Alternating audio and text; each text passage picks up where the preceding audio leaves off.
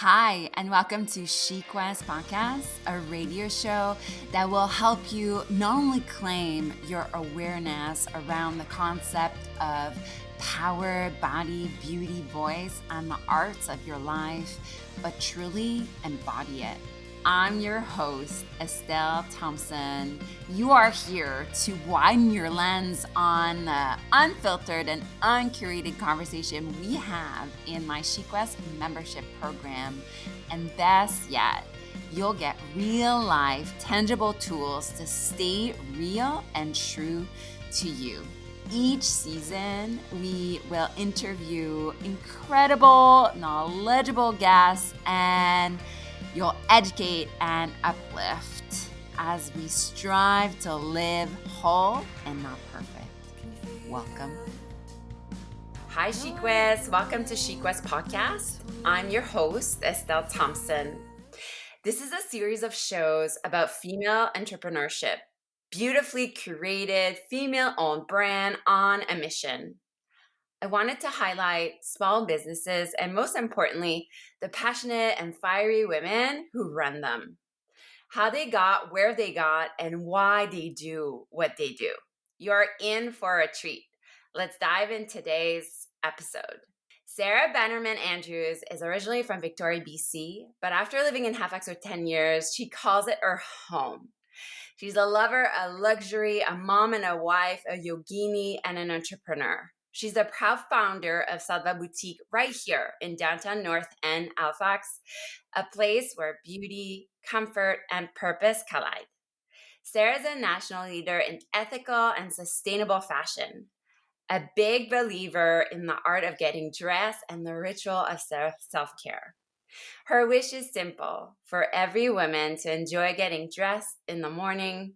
She loves fashion, but also design, and believes that a carefully designed object can bring so much joy to your daily routine and ultimately enhance your quality of life.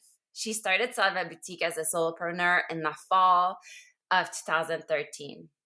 Her international travel experience in sommelier training, advanced education in yoga and Ayurveda, and passion for mindfulness and teaching have led her here to Sattva.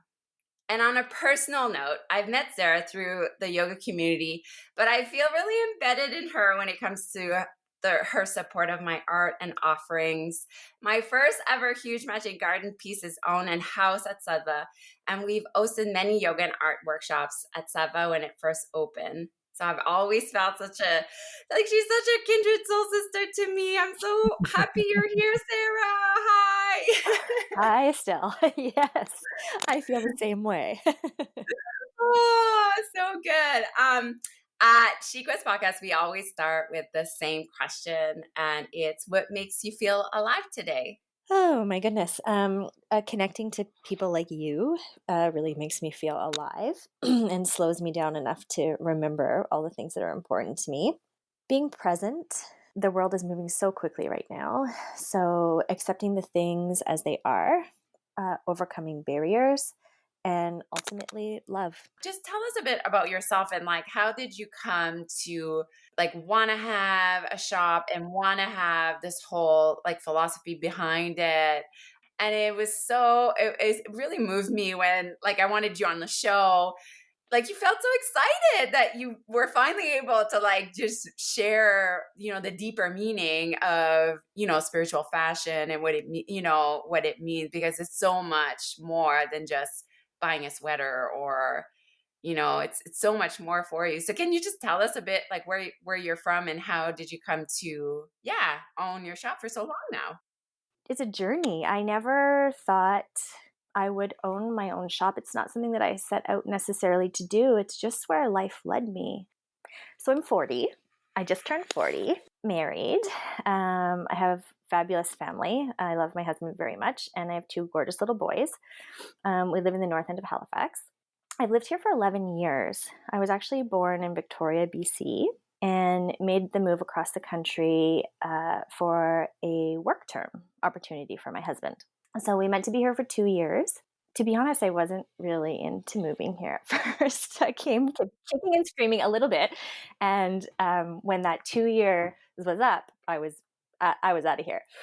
But anyways, 11 years later, and I don't think probably not ever going anywhere.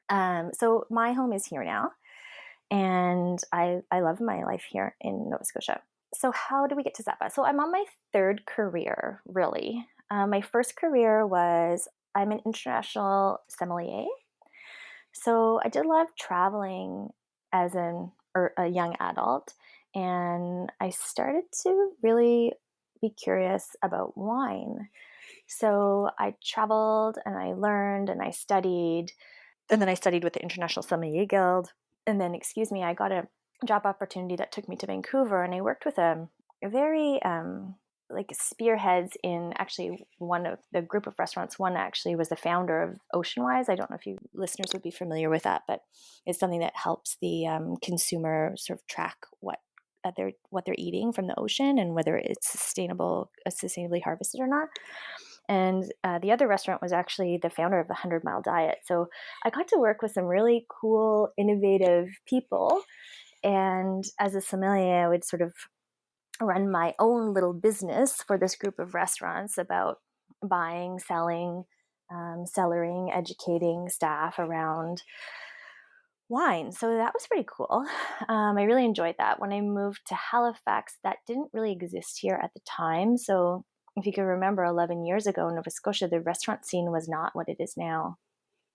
I worked a little bit for a private wine store, actually Bishop's. I should just plug them because I love them so much. Like, everybody buy your wine from Bishop's. They're so amazing. And I worked in the restaurant, but I wasn't really satisfied with that, to be honest. It wasn't as fulfilling for me.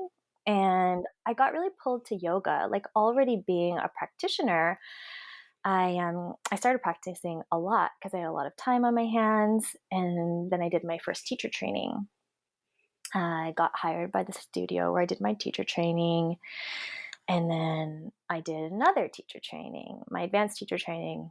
And then I started managing the studio. And then I started learning about Ayurveda. I did some courses here and there. And then I became an Ayurvedic yoga specialist. So I did a lot of learning in that 5-year period, which was great. And yoga was really everything to me and still is. But it was my work, it was my life, it was my friends. It was great. And I really enjoyed that work, running a yoga studio. It was really challenging, and it was all about figuring out what people need and how to deliver it to them. I did that right up until I got, not got pregnant, but until I had my first son, Lachlan. And when I had Lachlan, I had a bit of a pause, as most of us do when we have our baby. And in that pause Sattva was born. It wasn't what I thought was going to happen, actually. I thought something different was going to happen, but that's what happened. I watched the local food movement go mainstream, which I was a part of in the early days in BC, and I just watched it gaining popularity here in Nova Scotia. And I noticed that clean self-care products were growing in popularity. And when I had Lachlan, I was really triggered because for him, I could buy organic cotton, but I couldn't buy this for myself. I could get locally made clothing, or I could get organic clothes, but it didn't really suit my taste. I wanted fashion and mindfulness. And I guess the combination of these two things is what led me to Sattva. It was really born out of a desire to have it all, and beautiful things and connection with them as well. I'm so thrilled to have you here. You're the first guest, that is here to talk to us about ethical fashion. And it's not a secret that I love fashion and clothes so much, and entrepreneurship. But you're also a yoga instructor. And before you start telling about yourself, can you just tell us why what does Sattva mean? Why did you name your shop this? What does Sattva mean? Okay, so that's a really big question. It means a lot to me. I think here, if anywhere, is an opportunity for me to really talk about that, because we have a yogini audience. And I might be able to use some terminology that sets the context correctly or is most meaningful. But to understand what Sattva means, I would have to unpack a little bit of theory. Is that okay? Oh, yes. Go ahead. Unpack. Okay, so Sattva is the name of my store. It's a Sanskrit word. We all know yoga, and yoga, as it's explained in the theory, is a practice of spiritual enlightenment. Ayurveda is another Vedic philosophy, or the sister science to yoga. It deals more with health of the physical body, or as I like to call it, our earth suit. So Ayurveda looks at total health through three lenses.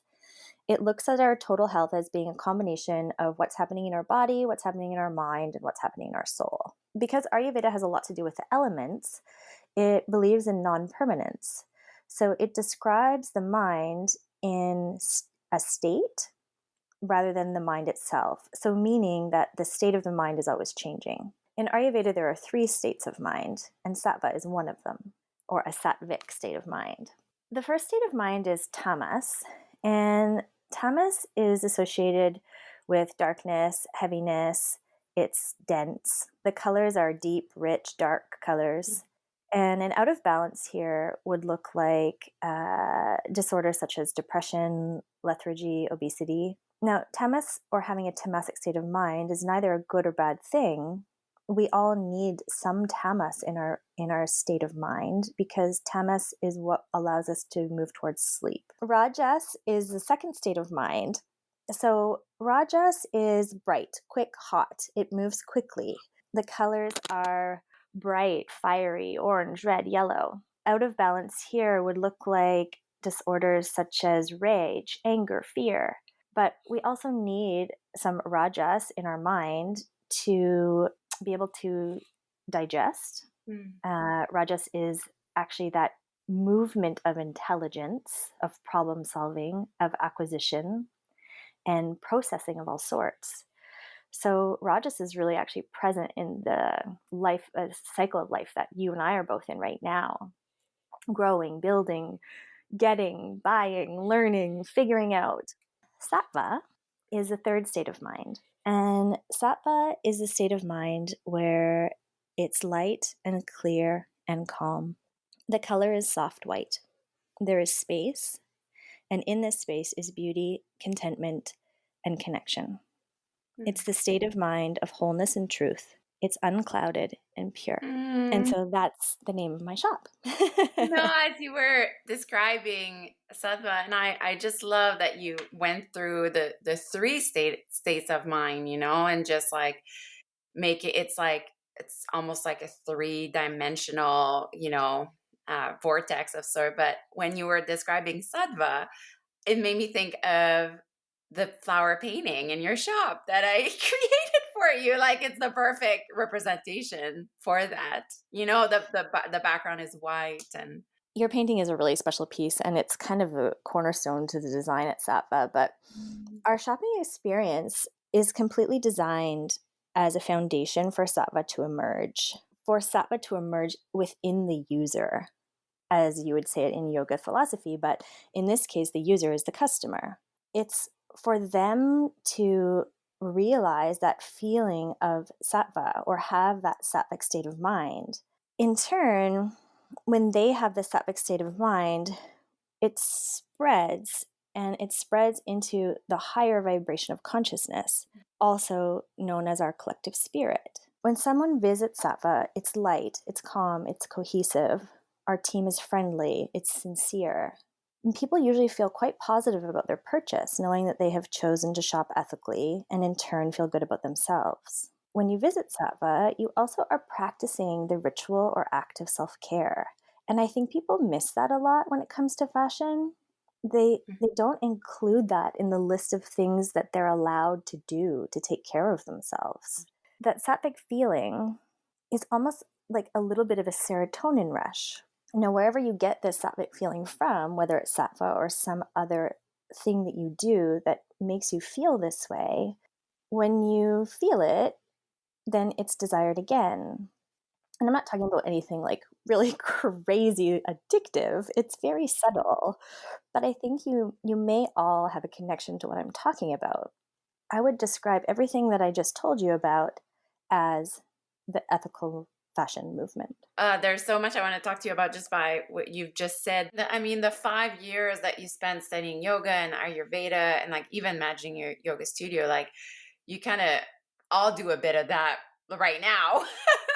And, even your work as a sommelier, kind of trained you for opening your store. And it really feels like that. Like, I was just at your store yesterday, and you really do step into this like higher like experience shopping experience. And like your eye is, you have such a good taste, not just taste, but there's something like every piece in your shop has a story, as a meaning. I call it my spiritual fashion, really. That's how I see fashion, it's just another representation of your essence and your spark.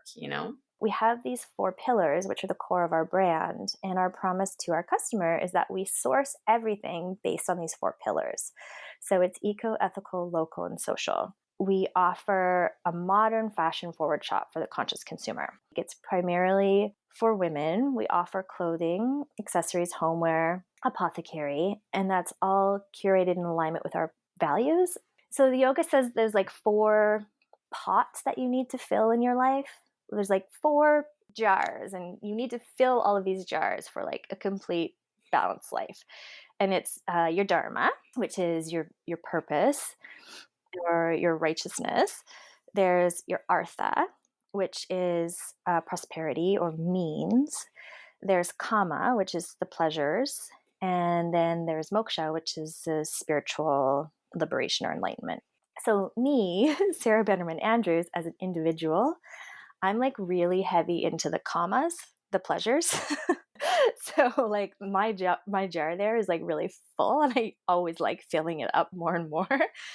So I'm kind of like a bit of a pleasure junkie. Like I love really rich experiences. I love like little luxuries. And part of my dharma is to encourage and share these things in all people, places, and things. So it's like the art of wine, the art of yoga, the art of self-care through fashion is, they're all very connected to me. Yeah, and the art of looking, Sarah, I find like even yesterday when I was at your shop, like you knew things that would fit me well. And I was like, oh, you're right. I do dress like this. I was like, how did you know? It's as if you have like a sixth sense, about that. I think it's part of your expertise, for sure. And so tell us about ethical fashion, because I feel confused sometimes about that. Like I love to shop local. I'm so like I really feel a difference all over. I wish I could, but I also find it a bit of a confusing topic, to be honest. It's a moving target, and I also think it's personal, but I think it's up to the individual to determine their own moral code or their ethics, because that's what we are trying to describe. So we'll all have our own point of view here and areas of sensitivity. I think most of us can agree that there are some clear lines that can be drawn between what's right and wrong. And ethical fashion really is a movement to follow that ethical code throughout the lifeline of its products, from the growing of the materials to the manufacturing of the fabric, construction of the garments, distribution, transport, sales, and even marketing, Estelle. Depending on what your moral code is or what you find ethical or unethical is what ethical fashion would be to you. Sustainable fashion is another word we hear a lot. So what's the difference between ethical fashion and sustainable fashion? I can't be certain there is one. I think I'll just point out some areas that you might want to kind of be aware of. And I think even things like, fair trade, that is also sustainable. Like sustainability has to do about the regeneration of a resource, but everything is a resource. Like we're all resources, whether you're talking about a material or a human, it all needs to be ethical and sustainable at the same time.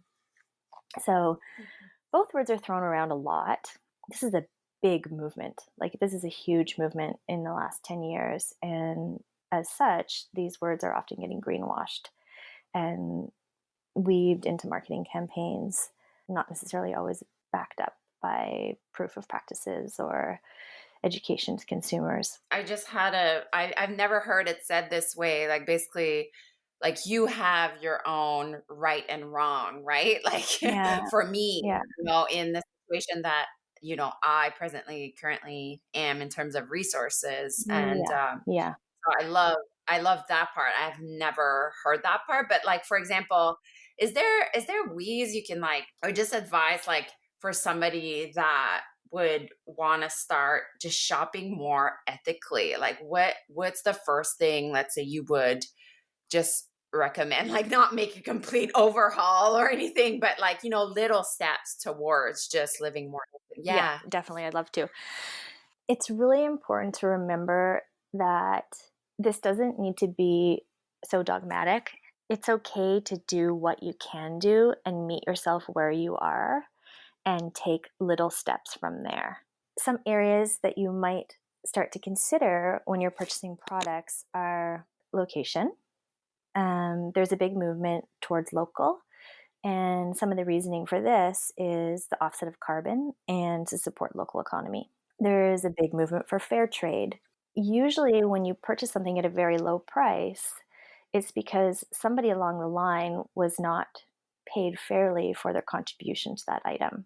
So, fair trade is this notion of understanding, was everybody along the line paid fairly and also offered a safe, humane working environment? Another thing to consider is eco consciousness. So, what does that mean? Is this eco conscious? You could look at it through the fabric. So, is the fabric biodegradable? Does it come from a renewable, regenerable resource? Is it toxic to grow? Is it particularly toxic to manufacture? How was it manufactured? Was it a closed loop system? Was there a lot of waste? Was there a lot of pollution? How about water? How much water was used? Like all of these things would have to go with the eco consciousness of a particular garment. There's social awareness. Yeah. So this is more about the corporation. So what is this corporation that's benefiting from the sale of this product doing to make a difference in their community? How are they interacting and how are they helping build up others around them? So those, I would say, are like 4 big points of things inside the ethical, sustainable fashion umbrella. And there's a couple others that are probably not talked about as much. And I don't know if even by definition they fit, but for me, they're also things that I think about a lot. And that's this concept of value. So nowadays, we're living in a very disposable culture. We're not taught to take really good care of our belongings or that anything has real value. And I see this a lot with my kids. Like one of my fears is that my kids will grow up thinking that clothes are something that we get off mommy's laptop. We just say what we want, we click a few buttons, and then it's delivered to our house in a little plastic bag. And yes, we do this too. Like this is a part of the culture that we live in. I think it's helpful to share. Like if I need socks for Lachlan, I buy them from the Gap. I can't get them in. I don't know. I'm just using that as an example. Like I've bought socks from the Gap, but we shop consignment for Lachlan a lot. But used socks isn't really something plentiful when you're dealing with a 6-year-old boy. So I can't afford to buy $25 socks for somebody who goes through a pair of socks every week. Do you know what I mean? So it's back to that concept of, I'm talking about 2 things now. I'm talking about value, which is what I wanted to share with you. And then I'm talking about that non-dogmatic approach towards doing what you can to make a difference. The point of bringing up value is that when we have something special, we're more likely to take care of it. Sara, by the way, I'm taking notes. This is so good. And talking about value, I love that you bring points that are not often talked about, because this is something that when I went to Europe, I kind of forgotten about it, but I would see a lot of women like wearing these like beautiful leather boots. Like they look like they're worth like, like hundreds, maybe thousands of dollars, like beautifully like kept. And also, what you saw? You saw shoe repair Right? places. And I was like, and it's just like culturally, like I feel, when your shoe break, like do you break it? Do you bring it to the in French you say cordonnier, like it's like actually a trade, and I remember sitting there, I was like, oh, like it's a beautiful thing to like take care of your clothes and it's almost like within that web of like taking care of yourself in a way, like I know I deal with that all the time with Isaiah, like the socks thing or like the clothes thing. Oh my God, like I hope he doesn't think like clothes just show up on your doorstep. I think about that all the time. So like thank you so much for sharing. It's so important, such an important conversation. And I've noticed too at Sattva, you do like pre-love and you do pop up of like your own clothes, right?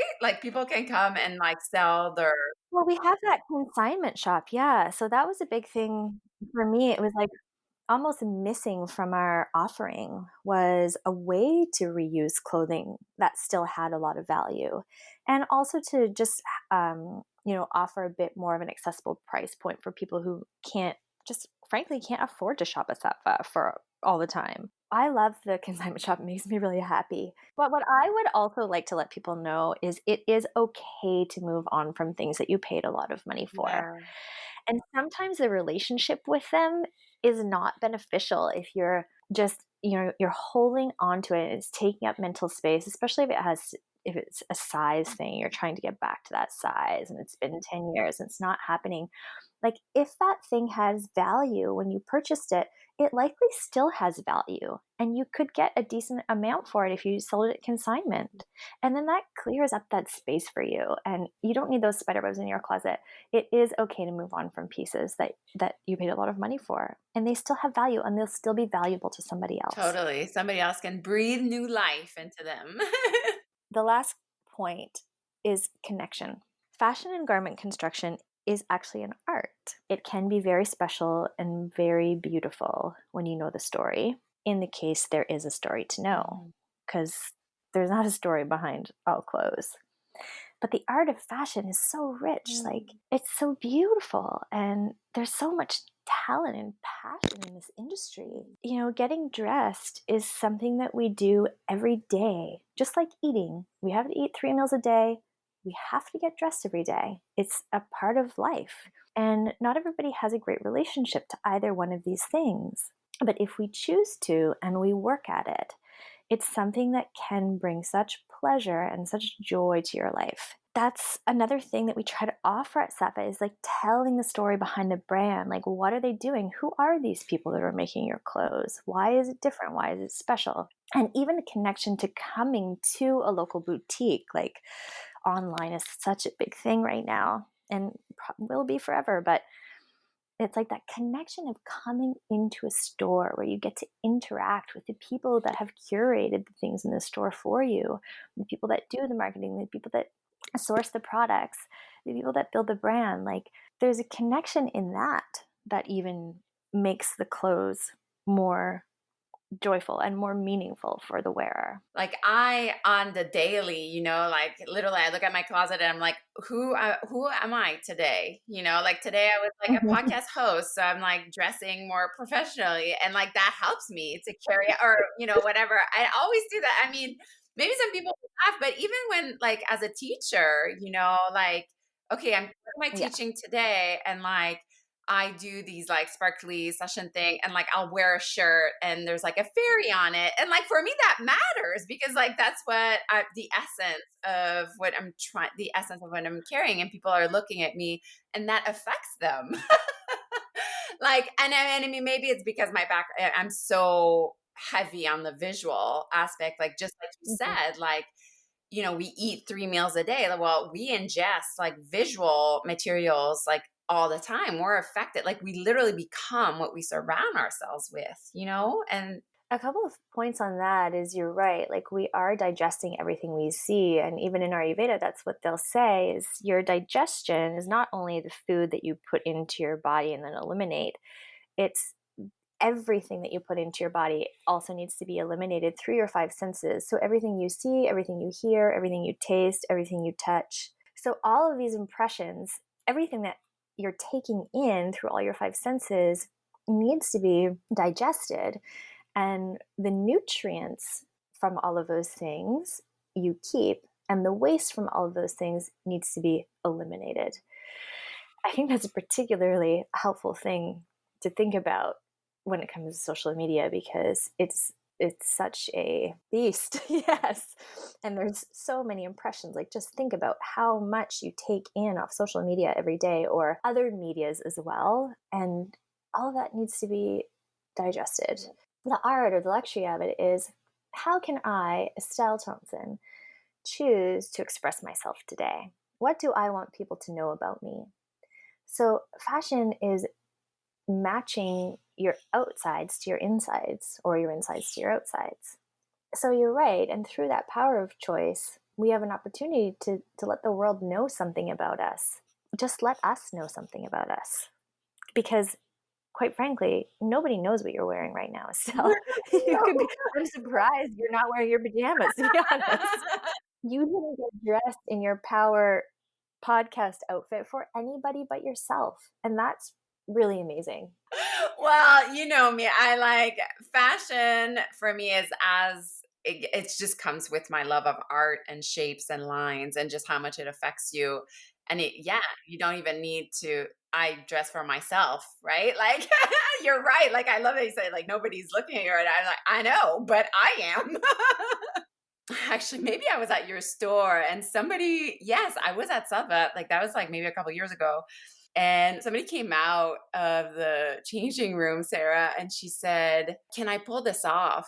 And I asked her, "Do you want to pull this off?" Mm-hmm. Mm-hmm. Like, who are you dressing for? You know? Yeah. It's such an important, like, I wear things that my husband hates, like, on the daily. Like, if it was for Mm-hmm. him, I'd be in jeans and t-shirt every day. Like, do you know me as a jean and t-shirt girl? Like, I love jeans, but Mm-hmm. I mean, it's such a big and loaded conversation, I think, and it goes with your last point of the connection and the relationship you have with clothes, your body. Yeah. It's so embedded in me to help people find things that suit them. Like, I don't even really think about what I'm doing. Like you said yesterday, I just like brought you things that you didn't even know you I wanted or know, you're needed. so good. But one of the things that I think it's just because I care. Like, I actually want people to leave feeling confident and happy. So I ask a lot of questions usually about what their lifestyle is. And one of the things that I check for when people come out of the change room to know whether that garment is going to be the right thing for them or not, and I do this intuitively without even really being conscious of it, is their body language. So when they open the drapes and they come out and they're like, "What do you think?" I can see in their body language whether they like that garment or not. Usually, not always. That's how it is. Like, whether I like it on you or not like it on you, is it comfortable? Does it make you feel comfortable? Do you feel confident in it? Yeah. And that's usually what they're going to wear. But there's this other little thing that I sometimes ask people about their closet. So I'm envisioning most people's closet is somewhat like mine. You have a bar of clothing at the front of your closet. My closet is a deep closet. It doesn't run from side to side. It runs from front to back. So at the front of my closet is all of the things that just came out of the laundry and they're freshly hung up and ready to wear again.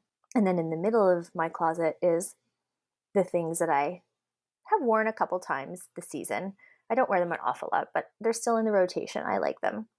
And then in the back of the closet is the things that I'm going to hang on to them for one more season to see if I wear them, or it's like my Christmas dress or whatever it is that you don't use on a regular basis. And so what we try to do at Sattva, or what I would suggest to anybody who's looking to change the way they get dressed or what they want to buy, is to focus on the things that are in that first 10 to 20% of your closet. Like, what are the things that you reach for? What are the things that are always in the laundry? What are the things that you wear every day? And sometimes people say, "Oh, I have something just like that at home. I shouldn't." It's more like I shouldn't get another one of those. And sometimes, depending on who says that, if I think it's okay to go there, I'll say, like, "But why shouldn't you get another one of those? If that's what you wear every day, and that's what makes you happy and makes you feel good and works with your lifestyle, maybe you should get more of those." Do you see what I'm saying? Oh, 100%. Like, why do you like what you like? Like, automatically, like, just wear the stuff because we have, and it's like, okay, but why do I wear, and why don't I wear the stuff like all the time? Like, why don't I wear dresses? Like I can wear whatever I want to wear. Like sometimes I think, you could just wear dresses to go out. No, fuck no. You can wear dresses whenever you want. So it's giving like yourself like just that freedom to be like, exactly like, why do I wear what I wear? And sometimes people come and their intention is to do something differently. Like, I'm a bit stuck in a rut. I want to step outside of my Yeah. box. And when they come in and that's their intention, well, that's what's going to make them feel good. They don't need another gray sweatshirt, They need something different because that's what they're looking for. They're looking to express themselves in a different way.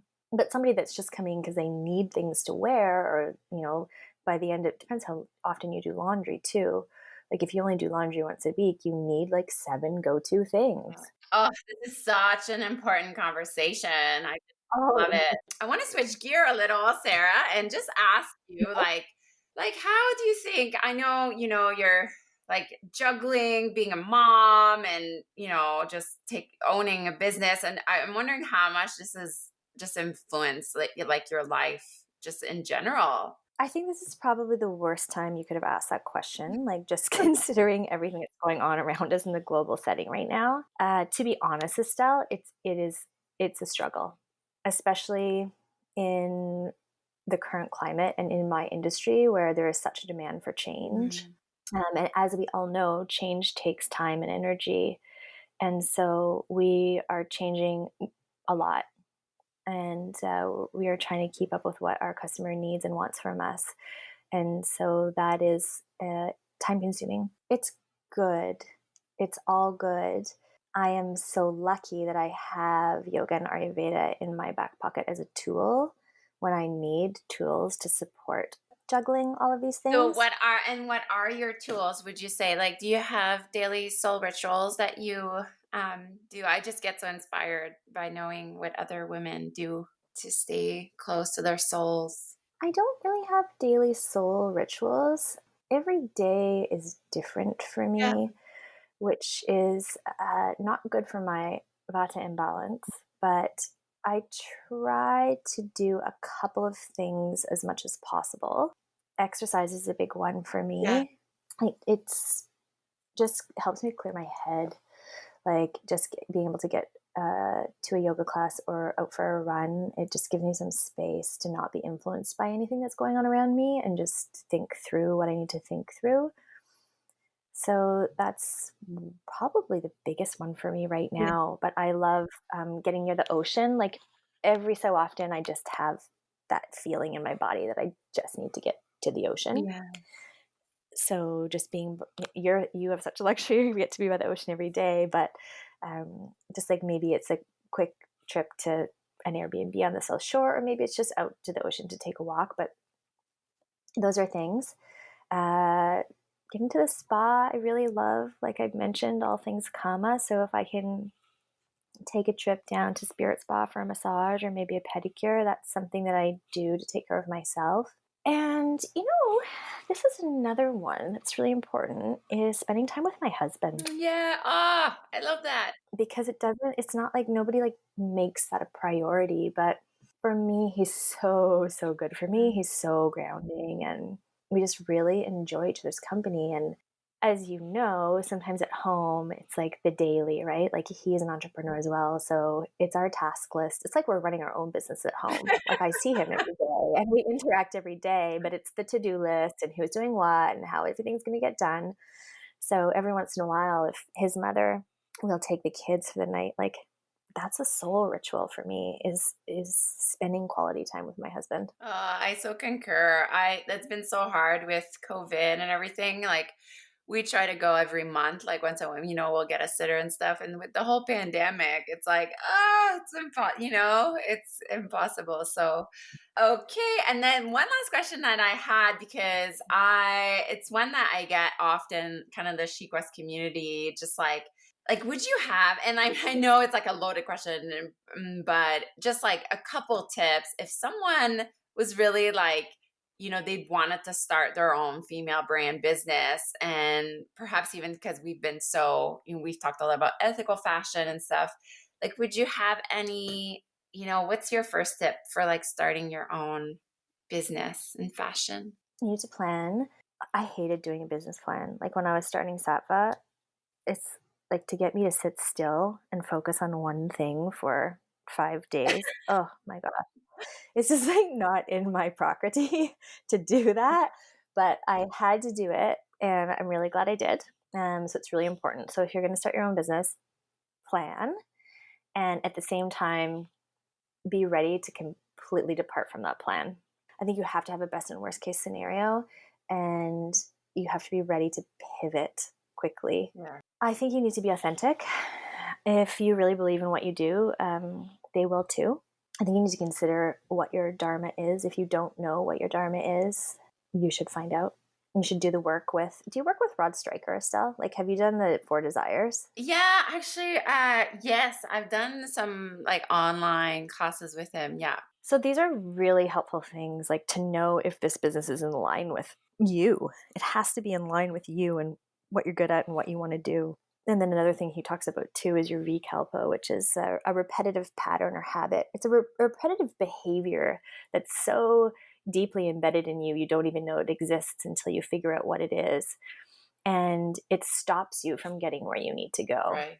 If you know what that is, if you can recognize what you do to stop yourself from getting where you need to go, that would be a really helpful thing to learn. Yeah. Never stop improving. I think if you think owning a business is going to be easy, it's not. It might get easier. Like I talk about dharma a lot, and it's like it doesn't mean that if you are on your mission and you're all are walking the path, like it doesn't mean, and you are like quote unquote following your dreams, like it doesn't mean that it's easy. It's like it's for you, and you know you feel there's something, there's something higher like propelling you forward, but it still doesn't mean it's like a walk in the park, you know. No. It's a huge misconception like a lot of us have about that, you know. But I also think that your dharma doesn't need to be acted out through your career. Like there's plenty of other ways to live your dharma and it not be through your career. Agree. Yeah, and I don't think entrepreneurs are actually looking for easy. I think entrepreneurs by nature are the ones that enjoy a little bit of challenge and for things to always be different and always be changing. I think if you're going to start a business and you have a team, you need to be a good leader. I mean, oh my goodness, I'm far from perfect, but I try my best and I care. And I think that's really important. Second to that, if you are going to have people on your team, then you need to treat the ones who are an asset as best you can. Mm-hmm. I think starting your own business, you just need to be brave. You need to believe in love over fear. Surround yourself with things that put you in that sattvic state of mind. So, I mean, we talked a lot about sattva at the beginning of this interview, but that's not just through shopping.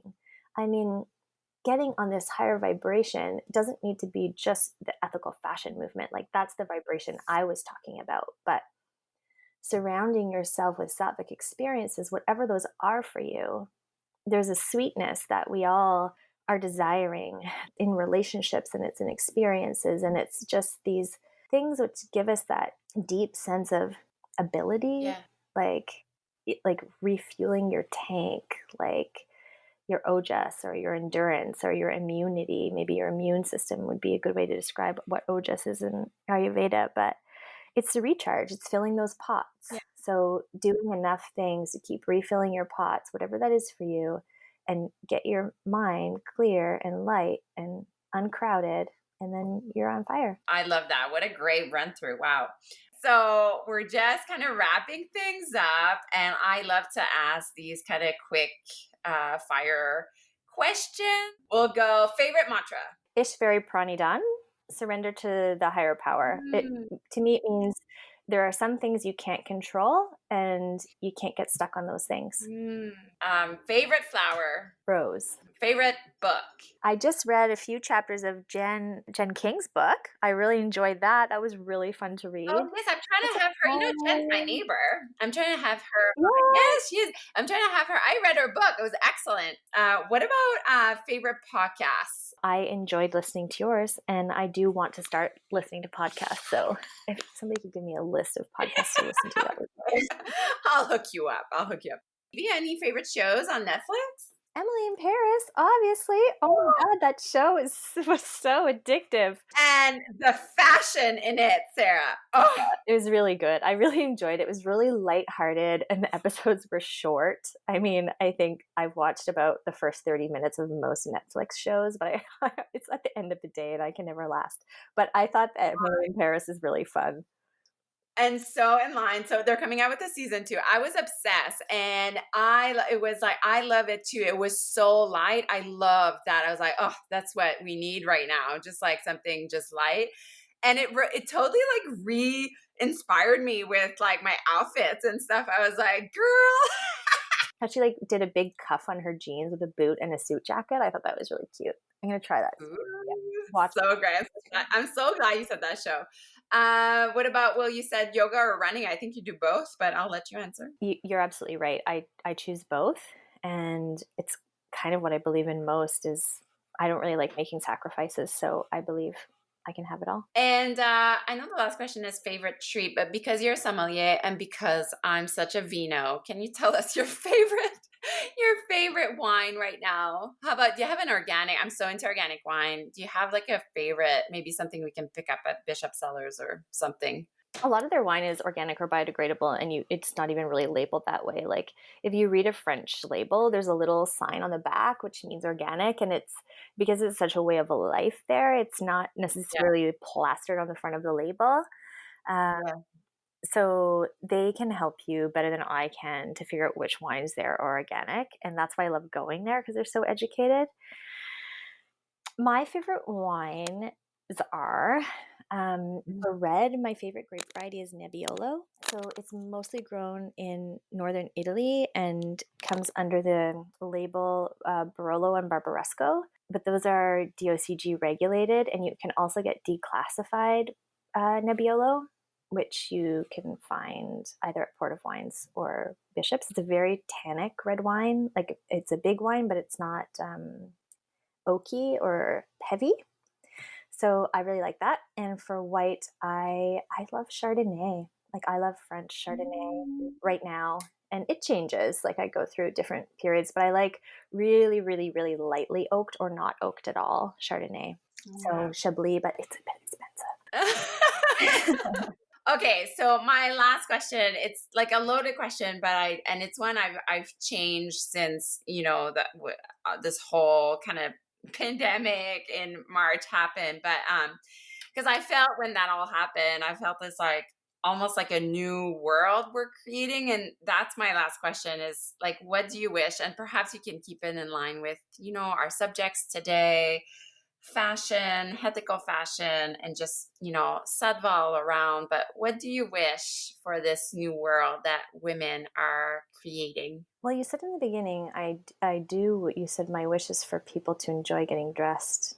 And I do wish that. But with regards to everything that's going on around us and the state of the world and just people in general, I wish for less fear and more love. I wish for everybody to get on that higher vibration of consciousness and to be in a more sattvic state of mind. And higher vibration of consciousness is so etheric, but it just means a connection. Like we're all moving for the same reason. We're all trying to get to the same thing, and we are not different from one another. It's like that sattvic state. So when it's most apparent to me is because we have a yogi audience here, it's like when you're saying the sound of Om in a class, so you have more people and they're all saying the sound of Om at the end of a class. And then the sound of Om stops, but the vibration lingers. I want everybody to listen for that because that is a sattvic moment. And that's the kind of connection that I'm wishing for everyone to have. So beautifully said. And it's really like the place for this in this podcast as well. And I feel very, very lucky that you would spend the time to just chat with me, Sara, and to share who you are with us and this audience. I want to know, where can we find you and how can we support you? You can find me at my shop. So I'm there. It's in Halifax on Agricola Street. If you're familiar with the North End, it's 2453 Agricola Street. So we are north of the Commons and just a block and a half south of Charles, which is where the liquor store and Creative Crossing. Our website is simple. It's www.sattvaboutique.com.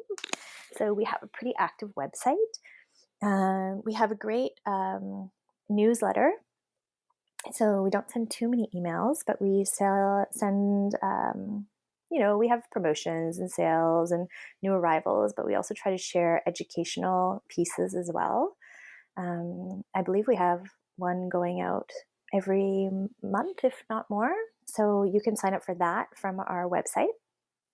And I believe you get a notification, and you can say what your preferences are about what kind of meals you'd like to engage in.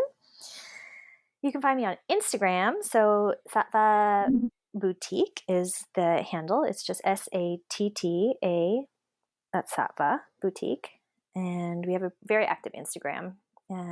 We have every Thursday, we release Sattva style videos. So someone from our team will do a little try-on session, and it's usually themed around a styling tip or a brand or a certain type of commodity like cozy sweaters or whatever the focus is. And so we do little educational videos and we share them. So you can look for those on our Instagram stories every Thursday. And then we're also on Facebook. Where else are people normally? Estelle, did I cover everything? I think you covered. Yes, yeah. I think so. Our web address and our Instagrams are all easy. There's nothing tricky. It is all Sattva. It's Sattva Boutique for Instagram, Sattva Halifax for Facebook, and just sattvaboutique.com for our website. That's where we are. So great. Thanks again so much. Thank you for talking to us today, Sara. Thank you. It's my pleasure, Estelle. Thank you for having me. Bye.